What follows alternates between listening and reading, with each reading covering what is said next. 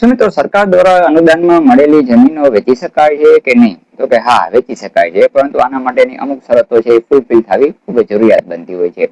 હવે સરકાર દ્વારા અનુદાનમાં ગ્રાન્ટમાં કેને જમીનો મળે છે? તો કે એસસી અને એસટી સમુદાયને મળે છે, ગરીબ વર્ગના ખેડૂતોને મળે છે, પૂર્વ સૈનિકો હોય છે, આર્મી તેમને પણ મળતી હોય છે. આના માટે મુખ્યત્વે સરકારની પરમિશન હોવી જરૂરિયાત છે. જો સરકારની પરમિશન ન હોય તો સરકારી જમીન વેચી શકાતી નથી.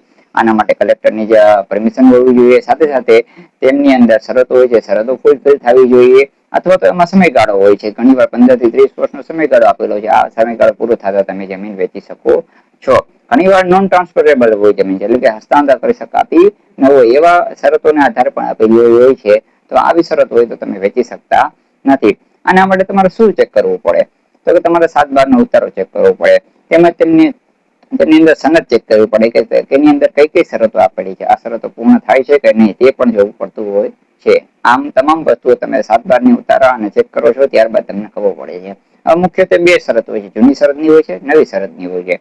મુખ્યત્વે નવી શરતની હોય છે તે વેચી શકાતી નથી, પરંતુ જૂની શરતની હોય છે તે તમે જમીન વેચી શકો છો. પરંતુ તે પણ ટાઇટલ ક્લિયર છે કે નહીં તે જોવું પડે. જો ટાઇટલ ક્લિયર ન હોય તો પણ તે તમે વેચી શકતા નથી. આના માટે સરકારની પરમિશન પણ લેવી પડતી હોય છે. હવે જો તમે આ જમીન પરમિશન નથી અને વેચો છો તો શું થાય છે?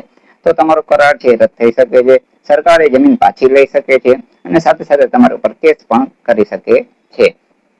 આમ કઈ જમીન વેચી શકાય અને કઈ જમીન ન વેચી શકાય, કેટલી શરતો હોય છે, વધુ માહિતી તમારે જાણવી હોય તો મને તમે DM કરો. જય ભીમ, જય ભારત.